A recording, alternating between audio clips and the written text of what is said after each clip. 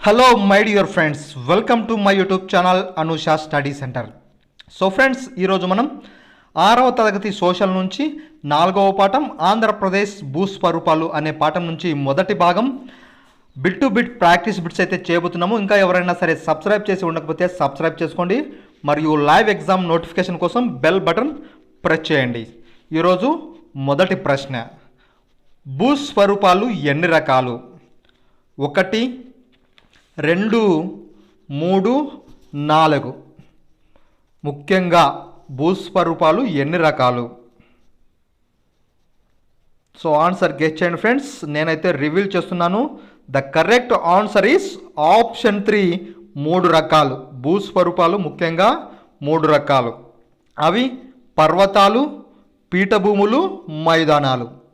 Next question, విశాలమైన ఉపరితలం కలిగిన ఎత్తైన భూస్వరూపం. విశాలమైన ఉపరితలం కలిగిన ఎత్తైన భూస్వరూపం. పీఠభూమి, కొండలు, పర్వతాలు, మైదానాలు. విశాలమైన ఉపరితలం కలిగిన ఎత్తైన భూస్వరూపం. సో విశాలంగా ఉండి కాస్త ఎత్తులో ఉన్న ప్రాంతాలు, వాటిని ఏమంటారు? సో ఆన్సర్ గెస్ చేయండి ఫ్రెండ్స్ అండ్ కామెంట్ చేయండి. అండ్ ఆన్సర్ రివీల్ చేస్తున్నాను. The correct answer is option 1, పీఠభూమి. విశాలమైన ఉపరితలం కలిగిన ఎత్తైన భూస్వరూపాన్ని పీఠభూమి అని పిలుస్తారు. నెక్స్ట్ క్వశ్చన్, సున్నితమైన వాలు కలిగిన సమతల విశాల ప్రాంతాలు. సున్నితమైన వాలు కలిగిన సమతల విశాల ప్రాంతాలు. మైదానాలు, పీఠభూములు, పర్వతాలు, పైవన్నీ. So answer guest and friends. And the correct answer is option 1, మైదానాలు. మైదానాలు సున్నితమైన వాలు కలిగిన సమతల విశాల ప్రాంతాలు. నెక్స్ట్ క్వశ్చన్, అత్యధిక ఎత్తులను వాలులను కలిగి తక్కువ సమ ఉపరితలాన్ని కలిగిన భూస్వరూపం. అత్యధిక ఎత్తులను వాలులను కలిగి తక్కువ సమ ఉపరితలం కలిగిన భూస్వరూపం. మైదానాలు, పీఠభూములు, పర్వతాలు, పైవన్నీ. సో ఆన్సర్ గెస్ చేయండి friends. And very easy question. The correct answer is option 3, పర్వతాలు. అత్యధిక ఎత్తులను కలిగి తక్కువ సమ ఉపరితలం గల భూస్వరూపాలు పర్వతాలు అన్నమాట. నెక్స్ట్ క్వశ్చన్, మైదానాలకు పీఠభూములకు గల ముఖ్య భేదం దీనిలో ఉన్నది. సో మైదానాలకు పీఠభూములకు ఒక చిన్న భేదం ఉంది. అది ఏమిటి? ఎత్తు, లోతు, వాలు, ఏదీ కాదు. మైదానాలకు పీఠభూములకు గల ముఖ్య భేదం ఎత్తు, లోతు, వాలు, ఏదీ కాదు. సో ఆన్సర్ గెస్ చేయండి ఫ్రెండ్స్. అండ్ ఆన్సర్ రివీల్ చేస్తున్నాను. The correct answer is option 1, ఎత్తు. మైదానాలకు పీఠభూములకు తేడా ఎత్తు. పీఠభూములు కూడా విశాల ప్రాంతాలు కలిగి ఉంటాయి, కాకపోతే కాస్త ఎత్తు ప్రాంతంలో ఉంటాయి. సో అలాగే చూడండి, జతపరచుము కొండలు వాటి జిల్లాలు. నల్లమల కొండలు, వెలుగొండలు, బైసన్ కొండలు. ఖమ్మం ఉభయ గోదావరి జిల్లాలు, కర్నూలు జిల్లా, విజయనగరం జిల్లా. జతపరచండి. Very very easy.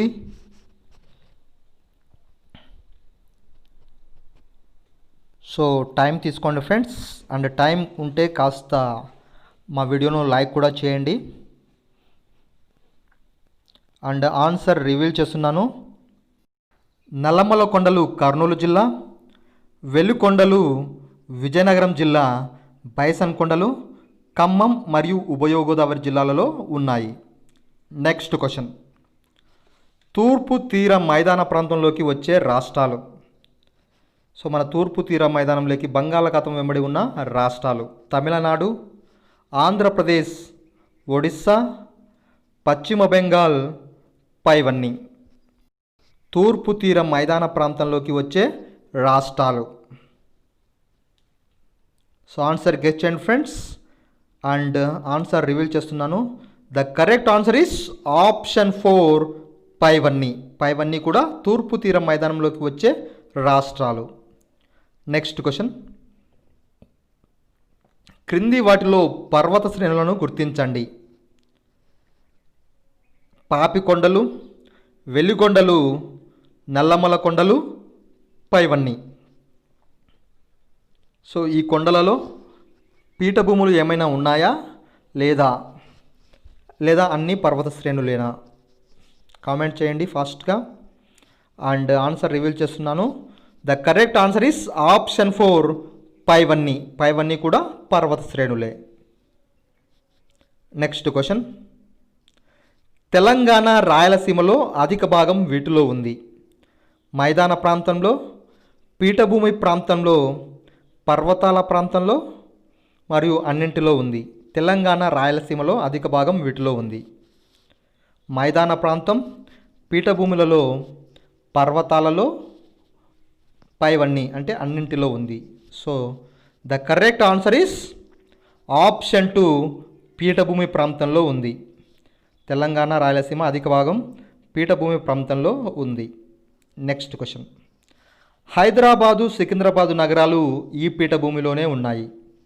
ఉత్తర పీఠభూమి, పశ్చిమ పీఠభూమి, తూర్పు పీఠభూమి, దక్కన్ పీఠభూమి. సో మనం చెప్పుకున్నట్టుగా తెలంగాణ రాయలసీమ కూడా ఇదే పీఠభూమిలో ఉంటాయి. సో ఆ పీఠభూమి ఏమిటి? So the correct answer is option 4 Deccan పీఠభూమి. హైదరాబాదు, సికింద్రాబాదు దక్కన్ పీఠభూమిలో ఉన్నాయి. అలాగే తెలంగాణ రాయలసీమ కూడా దక్కన్ పీఠభూమిలో ఉన్నాయి. ఆంధ్రప్రదేశ్లోని తీర మైదానాలు.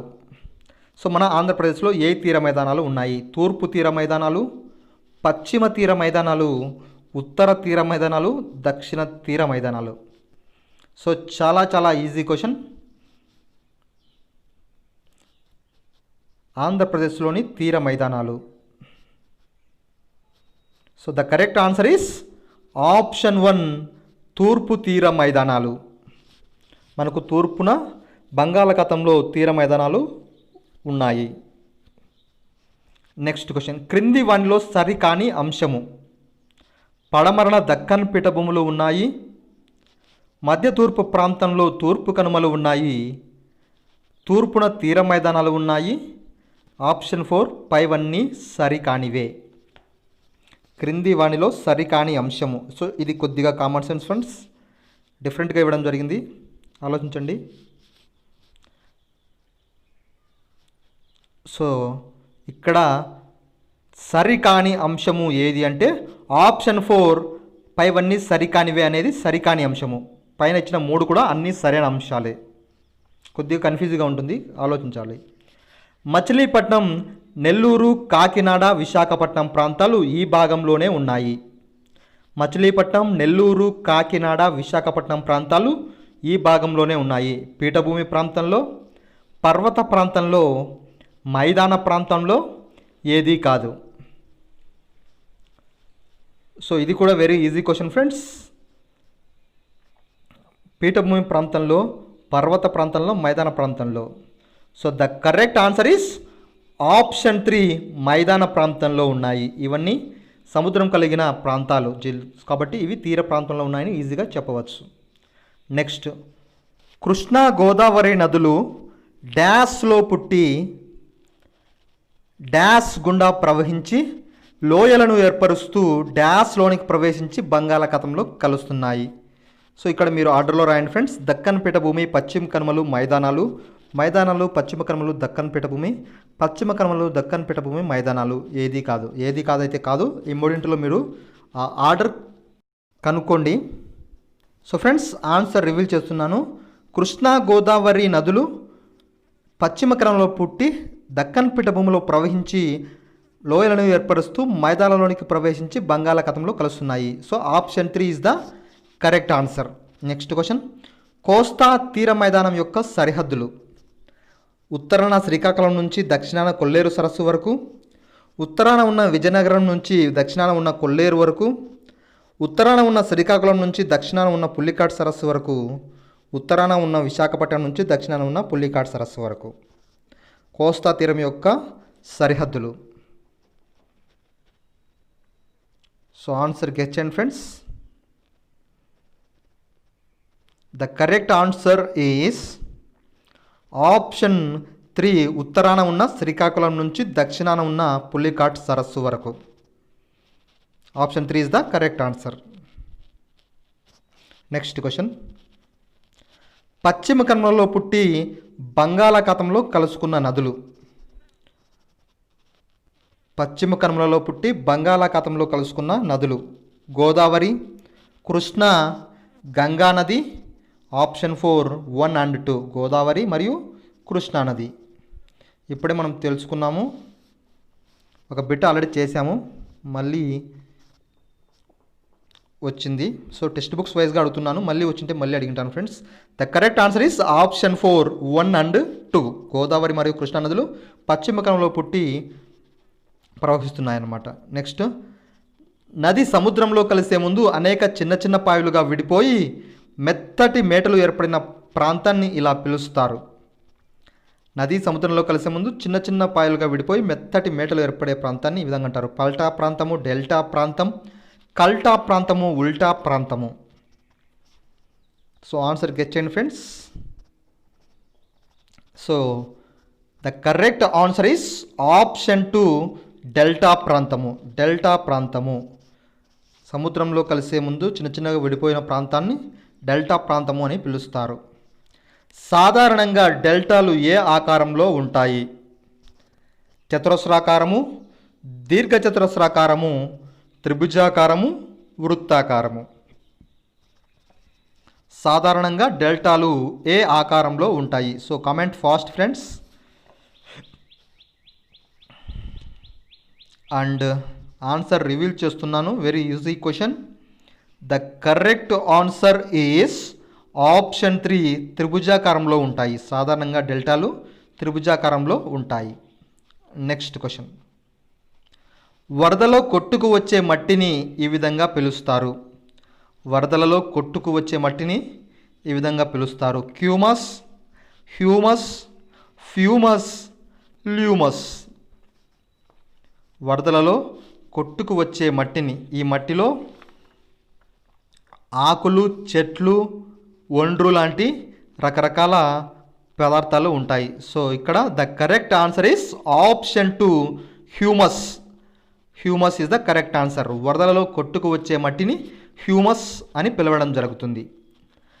క్రింది వాటిలో కృష్ణానది యొక్క ఉపనది కానిది. సో కృష్ణానది యొక్క ఉపనది కానిది: తుంగభద్ర, మూసి, దిండి, శబరి. ఈ నాలుగింటిలో కృష్ణానది యొక్క ఉపనది కానిది ఒకటి ఉంది, అది గోదావరి యొక్క ఉపనది. అది ఏమిటి?